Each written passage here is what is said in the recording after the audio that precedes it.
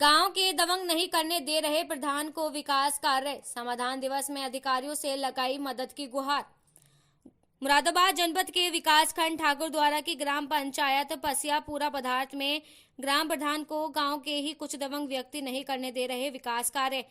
गांव के ही ग्राम प्रधान शरीफ अहमद ने समाधान दिवस में अधिकारियों को प्रार्थना पत्र देकर बताया कि मैं अपने गांव में ओडीएफ प्लस के माध्यम से आरआरसी केंद्र का निर्माण कराया जा रहा है, जो कि ब्लॉक के अधिकारियों के देखरेख में चल रहा है। मेरे विकास कार्यों को देखकर मुझसे रंजिश रखने वाले नफीस, मुनेश और मुंशीराम विकास कार्यों को देखकर ना खुश हैं। बीती रात चोरी छुपे आरआरसी केंद्र को क्षतिग्रस्त किया गया, गेट को तोड़ने की कोशिश की और बना पिलर को भी क्षतिग्रस्त किया गया, जिसमें पंचायत के पैसे की काफी बर्बादी हुई। ग्राम प्रधान ने आगे बताया, तीनों व्यक्तियों के खुलेआम कहना है कि हम गांव के दबंग लोग हैं, अगर हमें कमीशन नहीं दोगे तो तुम्हें प्रधानी करने नहीं देंगे और तेरे किए गए विकास कार्यों को इसी तरह से क्षतिग्रस्त करते रहेंगे। वहीं ग्राम प्रधान ने आगे बताया कि मैं मानक के अनुसार सही काम कर रहा हूं, मुझसे रंजिश रखने वाले 3 व्यक्तियों को दुख होता है। ग्राम प्रधान ने आज समाधान दिवस में तीनों दबंग युवकों के खिलाफ प्रार्थना पत्र देकर मदद की गुहार लगाई है। अब ये देखना होगा कि इन दबंग व्यक्तियों के खिलाफ क्या कार्रवाई होती है या यूं ही अपनी दबंगी के बल पर ग्राम प्रधान से अवैध वसूली की मांग करते रहेंगे। क्या नाम है? मोहम्मद शरीफ, ग्राम प्रधान मोहम्मद शरीफ है मेरा नाम। अच्छा, कौन सा गाँव है? पशेबरा पदार्थ। अच्छा, क्या समस्या? आज कौन सी जगह खड़े हो आप? मैं ये ओडीएफ के आरआर सेंटर पर खड़ा हूँ, आरसी सेंटर क्या पर। समस्या क्या? समस्या ये है कि मुझे 1 महीना 10 दिन यहाँ पे कार्य करता हुआ हो गया।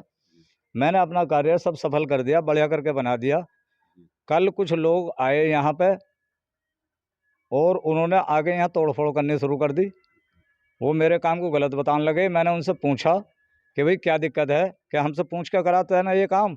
मुझे अब शब्द बोले और गाली गलौज पे उतारू हो गए। अच्छा, ये काम करा रहे हो तो इस पे कुछ जो है रुकावट पैदा कर रहे हैं? जी जी, इस पर रुकावट पैदा कर दी। ये मेरा पिलर भी ढा दिया और जो है गेट लगाया था मैंने, मेरा गेट उठ सब हिला दिया। अच्छा, कौन लोग हैं? एक तो नफीस अहमद है, एक मुनेश है, एक मुंशीराम है। तो ये क्या चाहते हैं? पता नहीं, उनसे पूछा भी कल यहाँ बहुत लोगों ने कि भाई तुम्हारी आखिर मर्जी क्या है। बोले हमारी मर्जी हम क्यों बता मैं। तो बोले भाई कुछ चाह रहे हो। तो नफीस जो है मुझे गाली देने लगा, बोले इससे पूछो कभी हमने 10 रुपये मांगे हैं क्या। और मतलब तू तड़ागी पे आ गया और तमाम जो है शब्द उसने बोले मेरे लिए। मैं चुप खड़ा हुआ सुनता रहा। उससे पहले जब यहाँ बात शुरू हुई तो मुझसे बोला कि जो भी काम भी करेगा गांव में हमसे पूछ कर करेगा। जहाँ भी मैं कार्य करता हूँ, जहाँ रास्ता लगाता हूँ, नाली बनाता हूँ, जा करके ये 2 लोग ठोकरे मारते हैं उसमें।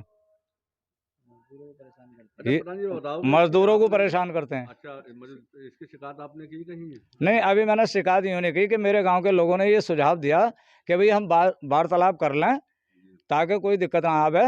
तो मेरे गांव के मुख्य लोगों ने वार्तालाप बतेरी करी, मगर साहब इन्होंने मुझे 7 महीने से अभी तक मुझे चैन से नहीं बैठने दिया। अच्छा, क्या चाहते? ग्राम समाज की जगह चयनित नहीं करने दे रहे थे। लेखपाल ने आके मेरे ग्राम समाज की जगह चयनित करी एसडीएम साहब के आदेश पे, जब ये मेरा कार्य शुरू हुआ। अच्छा, जो सरकारी बाधा है, जो काम है उसमें बाधा डाल रहे हैं? सरकारी काम में ये बाधा डालते हैं और ये कहते हैं कि जो काम भी करेगा इस गांव के अंदर हमसे पूछ कर करेगा, वरना इस गांव के अंदर कोई काम नहीं करेगा। क्या चाहते हो इसमें आप?